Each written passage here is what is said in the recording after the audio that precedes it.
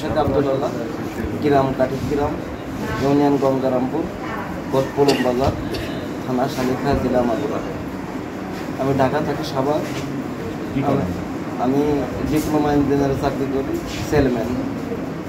আমি ঢাকা সাভার থেকে আন্দোলনে ছিলাম। প্রথম ফার্স্ট চান্সে আমি ছিলাম আগে। সেখান থেকে মেয়ে ছিল আমার সঙ্গে, জাহাঙ্গীরনগর বিশ্ববিদ্যালয়ের ছাত্রী।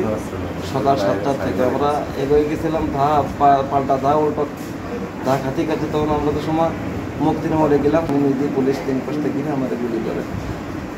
আমার শারীরিক অবস্থা ভালো না, আমার ভিতরে গুলি প্রায় 150 প্লাস হবে।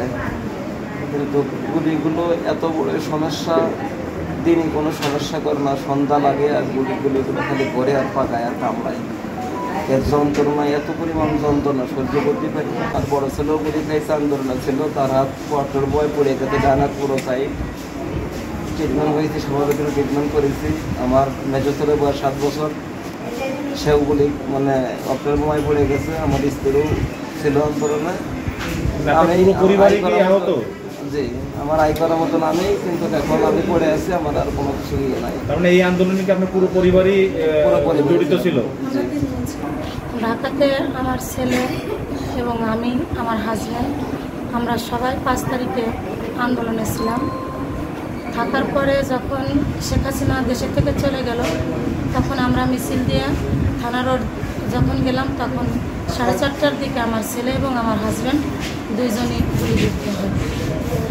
গুলিবিদ্ধ হওয়ার পরে আমি এখন অসহায় পড়ি। আমি কি করব? ছাত্ররা নিজেরা সাথে করে নিয়ে এনা মেডিকেলে ভর্তি করলো।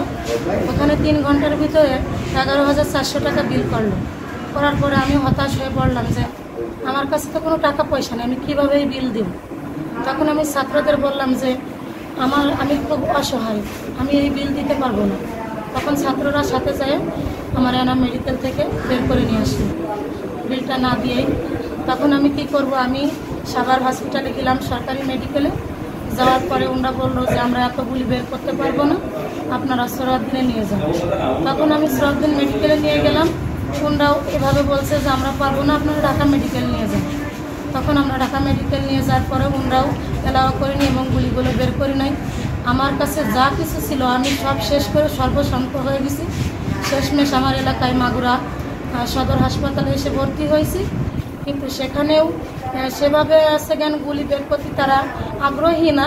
বলতেছে আমরা এত গুলি বের করতে পারবো না, আমাদের যথাসম্ভব 2-4টে হয়তো আমরা বের করে দিতে পারি, কিন্তু তার বেশি আমরা পারবো না। এখন আমার কর্মজীবী একজনই, যা আমার পরিবার চালানোর মতন আর কোনো অভিভাবক নেই।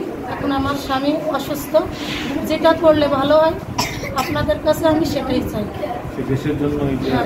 দেশের জন্য যুদ্ধ করছে, আমার সন্তান, স্বামী, আমি সবাই মিলে আমরা দেশের জন্য যুদ্ধ করছি। এখন আপনাদের দৃষ্টিভঙ্গিতে যেটা মনে হয় আপনারা সেটাই করবেন।